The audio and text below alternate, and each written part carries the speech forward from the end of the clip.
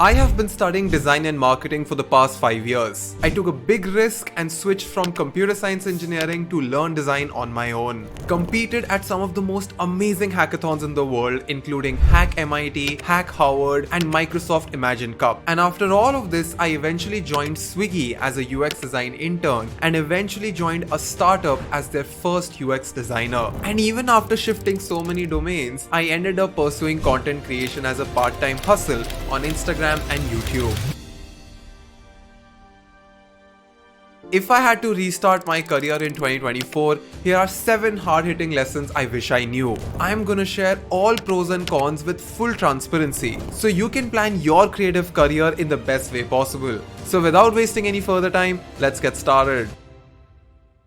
Alright, so here are the 7 lessons. On number 7, very straightforward, folks, try to pick a skill or figure out a way where your talent can help a tech business either save time or make money. Now this can either fall into management, design or development. So I always wanted to be a filmmaker, and then from filmmaking I sort of switched to marketing design, but I realized that as a filmmaker or as a marketing designer, I might not be directly useful to a tech app or a tech website, and that is where I discovered UX design. I started learning UX design simply because it was an intersection between creativity and tech, and that is why so many UX designers get paid well, because as a designer you help that company save time by building systems, and then you help them make more money by using psychology laws and improving conversions. I learned a very important thing from Alex Hormozi, and he said solve rich people problems, right? And the thing is that if you have a talent which is not solving for either a big company or for somebody who's rich, then it will always be tougher to make money. Now we have made in-depth videos on the subject of UX design. There's a 15-episode course. We've made a full-fledged course on Figma as well. We've made courses on spatial design, on documenting your learning. See, all of these hardcore skills are going to be supremely useful to you, not to mention all the videos that we've created on ChatGPT and Midjourney. And it doesn't take too much time to learn them, specifically if you are below the ages of 25, right? Because you have more time, you have more bandwidth. So please make sure that you start learning these things and learn skills that will help a tech business, because there's a lot of scale in tech. Brick and mortar businesses also do really well, but with time everybody's going to enter the tech market. Now throughout this process, if you're confused about how do you commercialize your talent, you either go to a mentor, or if you cannot afford a mentor, then you use ChatGPT. I just don't understand, why are people not using ChatGPT to get guidance on their talents and their interests? Like, have a conversation with ChatGPT, tell it what you're interested in, and ask what all other different career options that can pay you well. Now it's important that you use ChatGPT Pro, and if possible, you can always use the plugins, something like Webpilot, or just enable Browse with Bing so that it goes through recent results and only then gives you a recommendation. Gary Vee says something very interesting. He says micro speed, macro patience, which basically means that you don't have to wait for a course or for some tutorial or for some certification to learn a skill. Like, be super fast at reading for the documentations, not relying on courses. Just go to that tool's documentation and start learning. So have a lot of speed, but when it comes to the results, have macro level patience, right? So you become impatient with action, and then you become patient for the results. And that is the right way to look at this, because you will not get results in like 2 to 3 months, right? You need to give this time to make this work. And it's very difficult to have patience, because in life you get paid for doing something that either people cannot do or for doing something that people will not do. And the thing is that a lot of people will not work hard and stay patient, right? In some cases, let's just say I am inherently good at design, or I am inherently good at something. In those cases, people cannot do that, right? People cannot do those specific things that I'm good at. But in a lot of cases, I'm also trying hard to do things that people will not do as well. So when you work hard on things that people cannot do, and you also work hard on things that people will not do, then you have like double leverage. To give you a very quick example, you would see a lot of speeches where, these legendary people say that we always knew this is something that we had to do. You will also hear me saying that I always wanted to be a designer. But the truth is, they all were confused at some point. So it's a process of iterating and just refining till you hit that sweet spot and you finally recognize that this is something that I'm good at. This is something that the market will pay for me. And these are the resources that I need to learn from. And in a lot of cases, you will always find people saying that, he's just got lucky. That is why he's making money.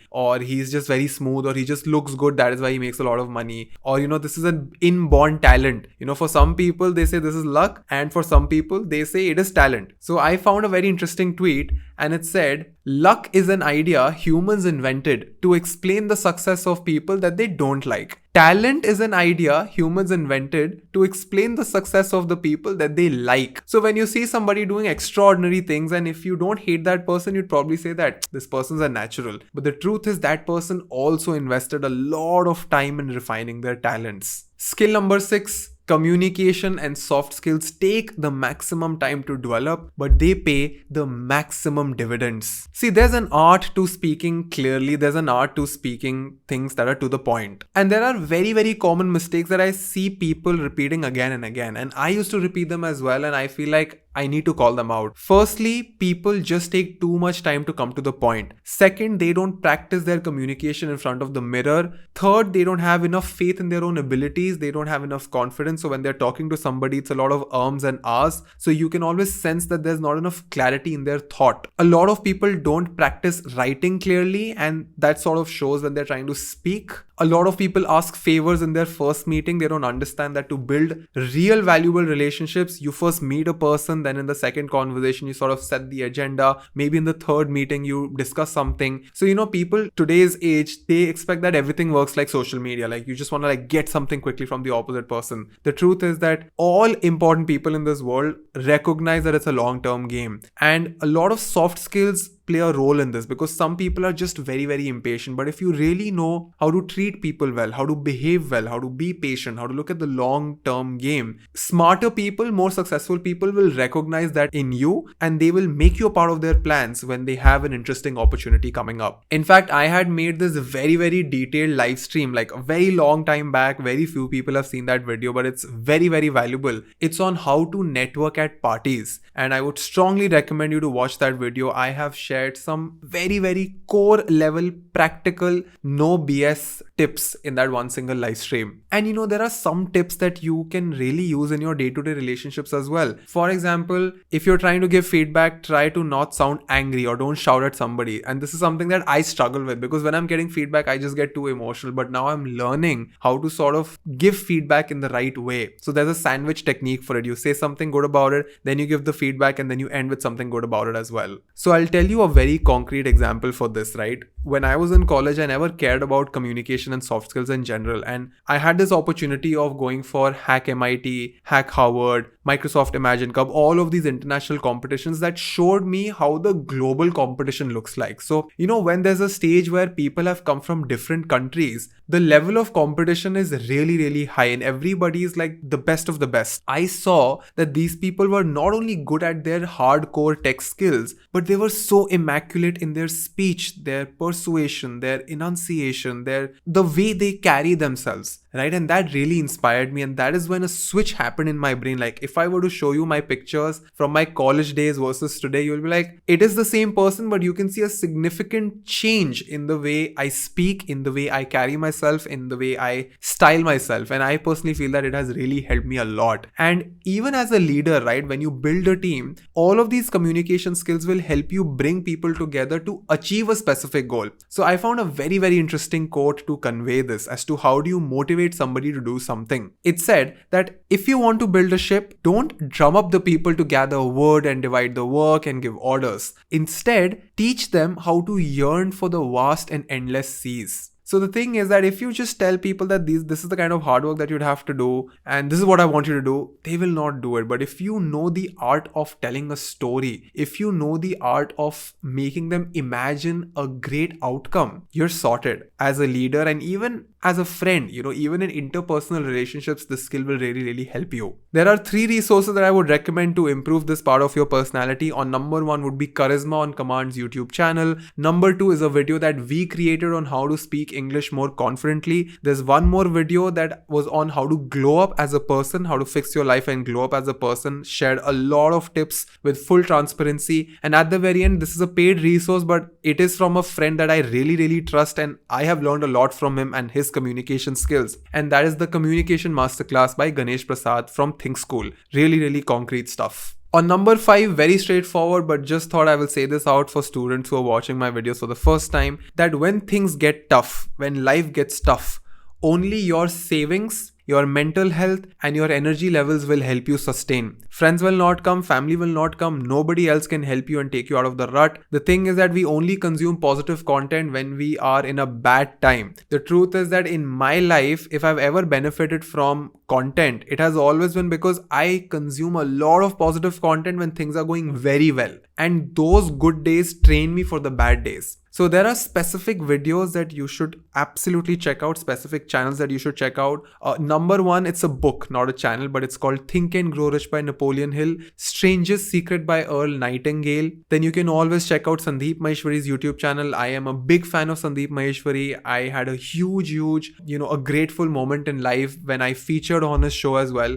But I have been watching his videos since college days, and I personally feel that he has genuinely impacted my life. Like if there's any person that has really taught me about life in general, it would be his channel. Then there are so many spiritual podcasts available on the internet. You don't need to redirect you to all of these places. But my point is that you need to start consuming this content when things are going well, and you need to save at least 20% of what you make on a monthly basis to have savings, because those savings will really help you when things get tough. On number 4, we have the fact that majority of the people around you will treat you extremely differently. There are 2 components to it. As soon as you start making good money and as soon as you start looking good. And this is universal. Everybody judges a book by its cover, and everybody likes to be friends with a winner, and nobody likes a loser. And no matter how people may sugarcoat it, I'm telling you this from real life experiences, that nobody will come for you if you are sort of declining. You have to pull yourself out of that rut, and it's a snowball effect. If you're going down, you will just keep going down. If you're going up, and if you stay consistent, if you stay focused, and if you understand that all of this show around me, all of this recognition, all of this support is here only till I'm making money and only till I'm looking good. And when I say looking good, I'm not just talking about like superficially, right? Like when I say looking good, it means that you're confident, you're walking straight, you're looking into somebody's eyes, you're talking clearly. When somebody looks at you, they feel that this person will set an impression. So you need to set a strong impression anytime you meet somebody, right? And I used to like ignore a lot of these things. That is why, again, quick reminder, that video, How to Glow Up and Fix Your Life, will tell you how I changed myself. For example, this is how I was in my college days. This is how I've been now. To be honest, even now I miss out on a lot of details. So you would have noticed that in a lot of my videos, I keep wearing the same white t-shirt and blue jeans, right? And a lot of people came to me and said that, Ansh, you need to do more, because anytime I go to a new place, people sort of underestimate me because I'm a very introverted person. So because I don't say something, because I'm wearing like pretty basic clothes,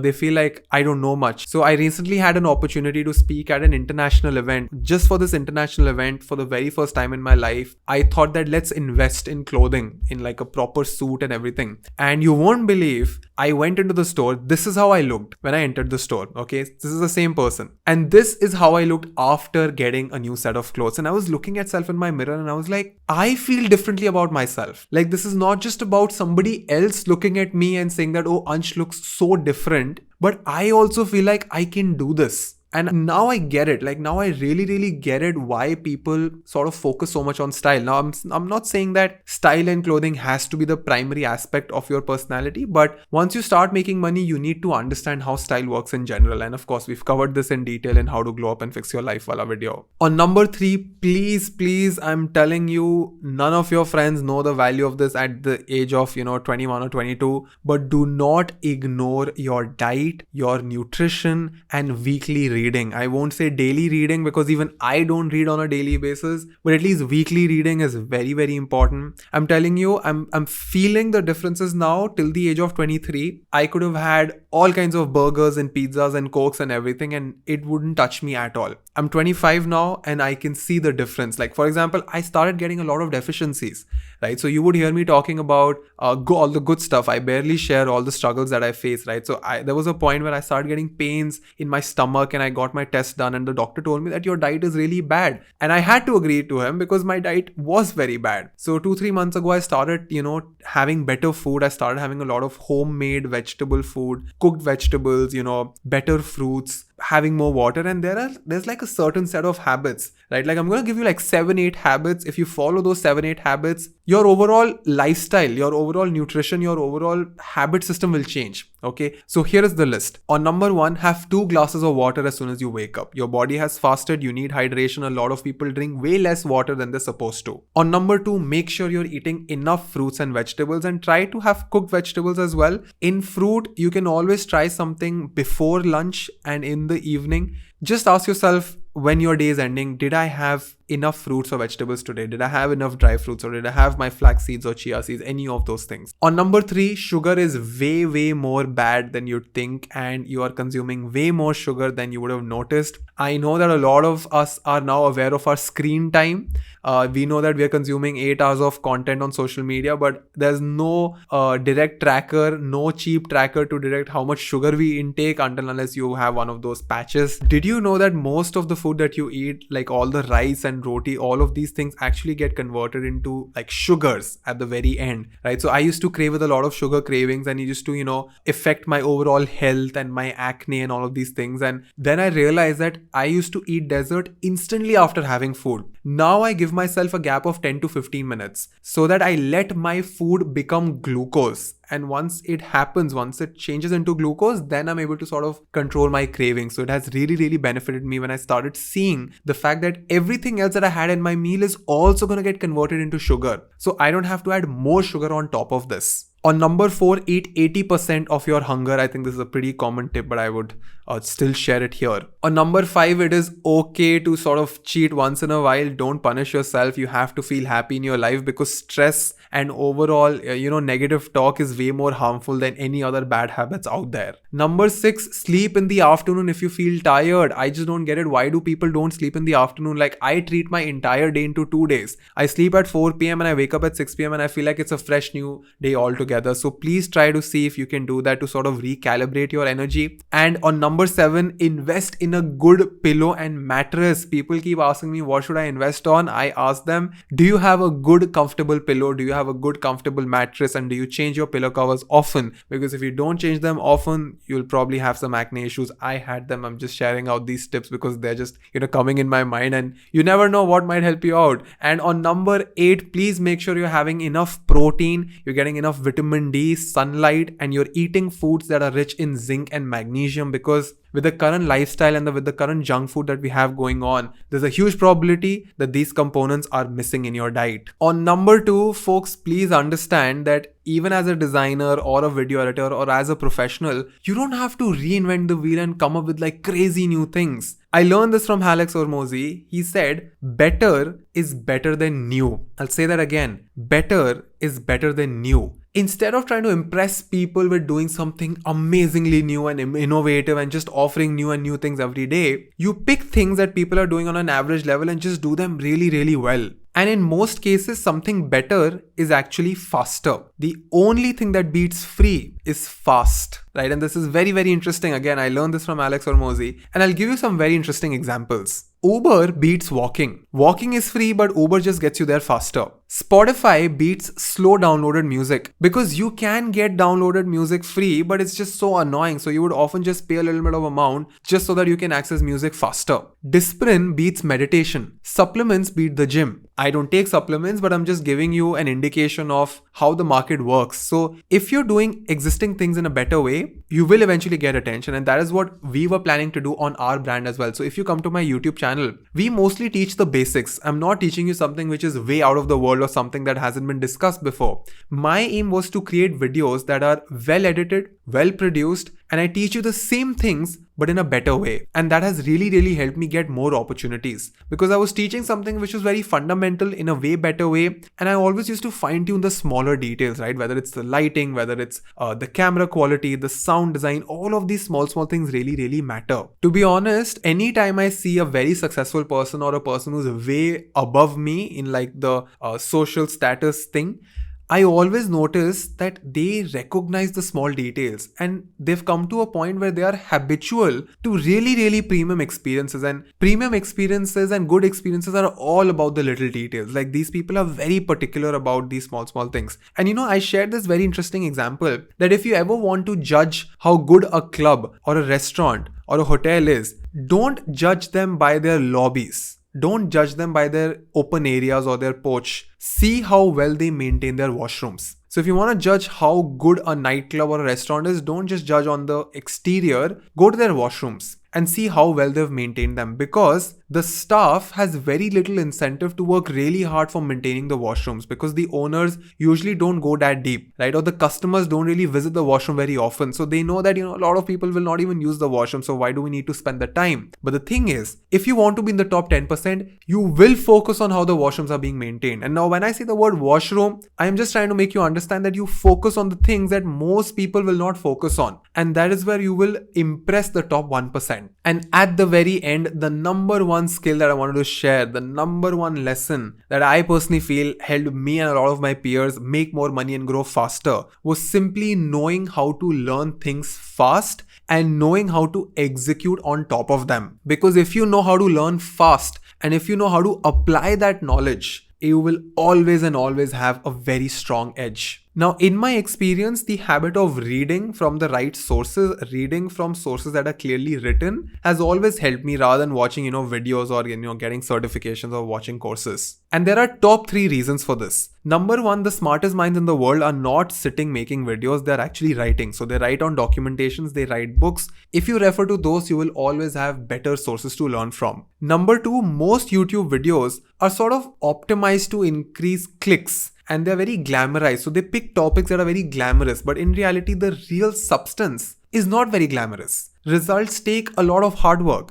But you will probably not watch that video. You will not even click on that video simply because you're like, oh, this is not entertaining enough. The truth is that hard work is not entertaining. You have to look at that goal and say that even if it's not entertaining, I'm still going to learn it. And last reason, when I read slowly, I make notes, I go and, read the sentence again. So reading helps me revise a lot of things again and again, as compared to a video that I might just watch, right? And I still don't get it. Like people say that when you watch something, you remember it more often. Maybe visually I would remember it more often, but when it comes to digesting information, when it comes to sinking in of information, I feel like reading helps me digest and assimilate information in a much more impactful way as compared to a video. So yes, I would just recommend you folks to, start focusing on learning things from the right resources and learn every single day, like set a timeline, probably make a ChatGPT agent and document your learnings on Notion. If you still don't know how Notion works, we've made a very detailed video on how do I document my learnings, how do I document stuff on Notion. I personally feel that it's a game changer and it'll really, really help you compound your learning. Now I know that all of my 7 tips are done, but there's one bonus tip that I want to end this video with, which might not be directly related to success, but this one realization has really helped me have better mental health in general. And that is that you probably don't recognize how lucky you are, because if you're watching this video, you most probably know English, you have internet, you have working eyes, you have a working brain, you have working limbs, and that is a huge blessing. Like you will really, really not believe this, but a huge part of this world doesn't have access to all of these things. And if you have them, you are way above everybody else from the start. So once you have this realization, you feel more grateful about what God has given you, right? You have more than what you think. The day you start focusing on what you have, you automatically start feeling luckier. The day you start focusing on what you don't have, you just instantly start feeling that your luck is bad. And I have a friend of mine, his name is Digvijay. He has a great Instagram page, Digvijay Lifestyle. He's on YouTube as well. He shares recipe. And he shared something very meaningful with me. He said that, there are some people who work hard to burn calories. These are the people who go to the gym to lose their weight or to get fitter. But then there's a big part of this world, there's a long list of people who are working hard to earn calories, which means that they're working hard just to buy their food, just to make sure that they and their family can eat, right? And once this sinks in, once this hits you, that you're in the privileged zone where you can afford to work hard to burn calories. If you are working hard to burn calories, you are way above a huge majority of people. So yeah, you have that responsibility to make sure that you make the most of it. right? And I really know that everybody has their own fair share of struggles. I know life can become really stressful. It is more about, your circumstances, and, at the forefront, everything looks very happy and pretty, but the reality can be something very different, right? Because everybody, when people say that we love the ocean, they don't really love the ocean. They just love the surface of the ocean, right? And there's a lot of darkness and a lot of turbulence beneath the surface of the ocean. So in most cases, people are in love with concepts. They are in love with the trophies. They are in love with ideas, but they're not in love with the process. Like, everybody wants to eat, but nobody wants to hunt, right? And first of all, I would like to admit that all of this gyan and all of these advices are not originally mine. I have learned these from different sources. In fact, I personally believe that 80% of the thoughts that I share on the internet, or the thoughts that I share with my friends also, they're very unoriginal. I have picked them from existing books, existing podcasts. Only 20% of my gyan is from my personal life, and all the 80% I've probably just learned it from somebody and just applied them. So yes, this video was very different from the kind of content that we usually do, where I thought that, maybe instead of just sharing tactical skills, I need to share these life lessons as well. So let me know in the comment section if you feel like this kind of content works for you, if you feel like you want me to share more of my stories, more of my, past stories, just sharing all of these things from a personal standpoint. And hope that you have subscribed to the channel. Hope you've clicked the bell icon, because a lot of you have still not subscribed. You still haven't clicked the bell icon. Like this video. Hope you've been enjoying our Figma course. We've created a new learning platform called LearnUIUX.in to learn design from scratch, free syllabus, 9-week roadmap for free. We've also launched howtoprompt.in that collects all of our resources for learning AI tools and documentations and Midjourney. Like, it's amazing. A lot of value available for free. If you haven't connected with me on Instagram, please make sure you give us a follow on anshmehra.ai. We will be coming up with a lot of crazy tools and resources on our Instagram as well. With that being said, I hope that you're taking care of your mind and body. This is your dost Ansh Mehra signing out. If you like this video, make sure you click on like and hit the subscribe button. I regularly upload videos on UX design, marketing, and storytelling.